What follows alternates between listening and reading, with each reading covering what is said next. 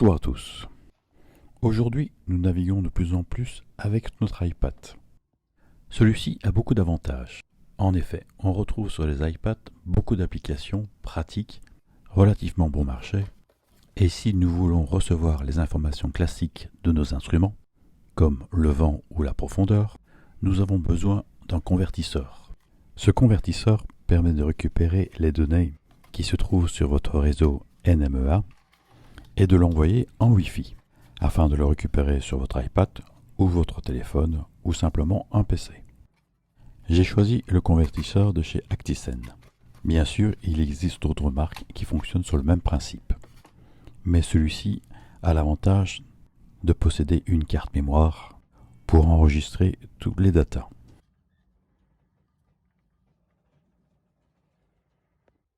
Pour l'installer, rien de plus simple.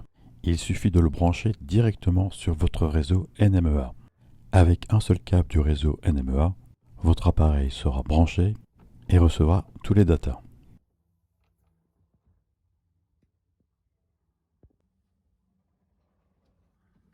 Voici le schéma de base. Branché sur votre réseau NMEA, votre appareil communique directement avec les instruments comme la girouette ou le lock. Sur sa face supérieure, il y a 4 diodes. La première indique qu'il est sous tension, la deuxième indique qu'il reçoit des informations, la troisième indique qu'il envoie des informations, et la dernière, statut, indique le bon fonctionnement. Voici comment faire pour le brancher sur votre tablette. La première étape consiste à se brancher sur le réseau Wi-Fi de l'appareil. Sélectionnez Réglages, recherchez le Wi-Fi correspondant et introduisez le mot de passe. Le mot de passe se trouve par défaut sur une petite étiquette, fournie avec l'appareil. Bien sûr, il est possible de changer le mot de passe dans les réglages.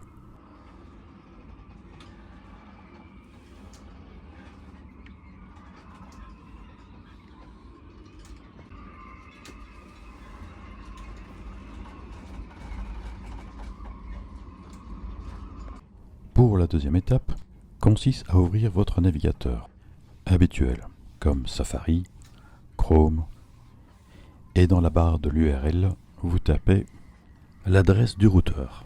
Et pour le convertisseur Actisen, l'adresse est le 192.168.4.1. Avec cette adresse, vous rentrez directement dans les paramètres du serveur afin de le configurer suivant vos accessoires. C'est aussi dans ce menu qu'on retrouve le manuel. Il est malheureusement en anglais, mais très bien détaillé.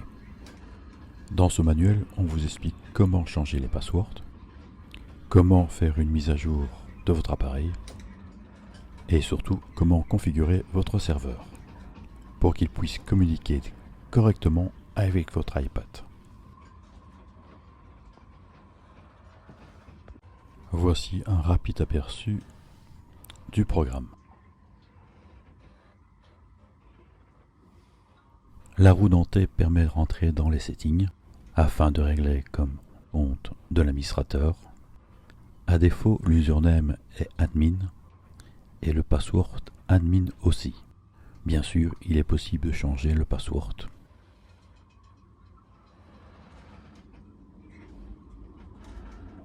Puis vous avez la fonction de la mise à jour de votre serveur. Bien sûr, vous devez télécharger auparavant le nouveau firmware sur le site du constructeur Actisen. Le réglage suivant est simplement pour le réglage de votre appareil Actisen. Bien sûr, vous pouvez laisser ces valeurs à défaut qui correspond à un réglage pour la majorité de votre installation. Le bouton suivant sert au réglage du Wi-Fi. C'est ici que vous changez le password.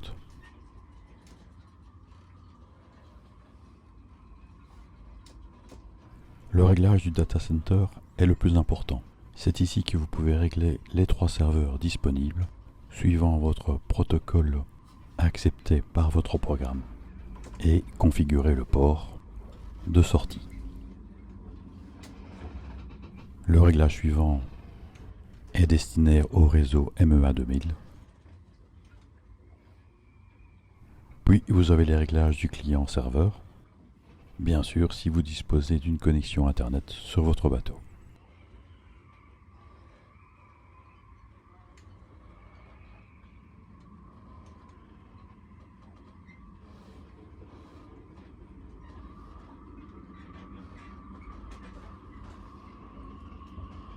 Revenons sur le réglage principal afin de régler correctement votre serveur.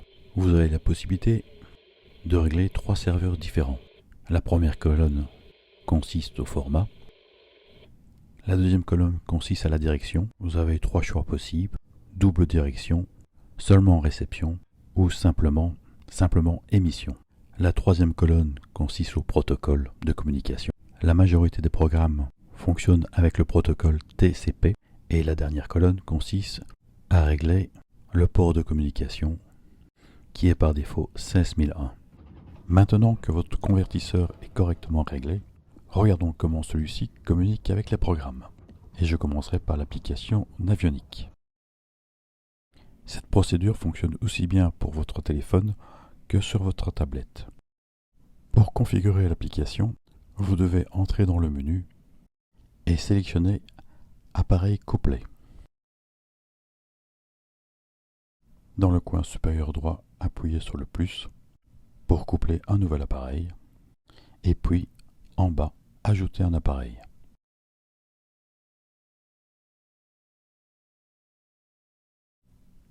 Donnez-lui un nom afin de le retrouver facilement.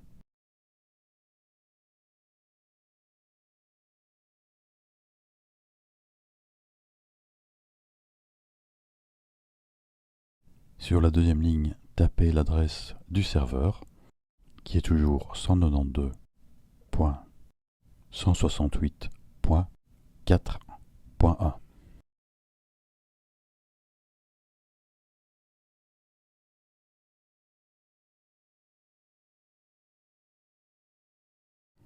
Sur la troisième ligne, sélectionnez le numéro du port et par défaut il est 60 000 ans. Puis sélectionnez le protocole TPC.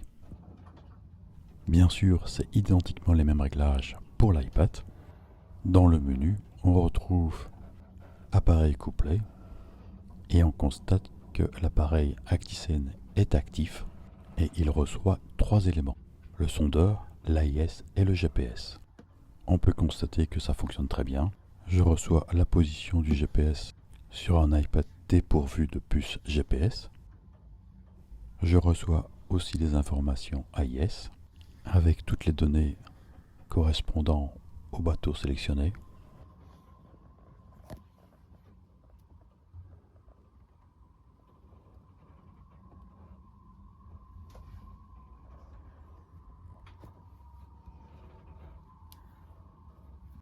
Et je reçois la profondeur, qui est bien sûr identiquement la même inscrite sur mon instrument.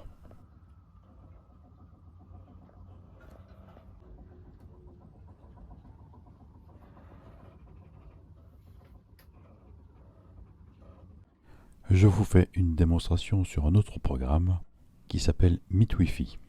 Après avoir rentré les mêmes informations, l'adresse du serveur, le port de communication et le protocole, et en bas de l'écran, vous constatez que l'iPad reçoit les informations directement. Sur ce programme, vous recevez la position du GPS qui correspond au point rouge.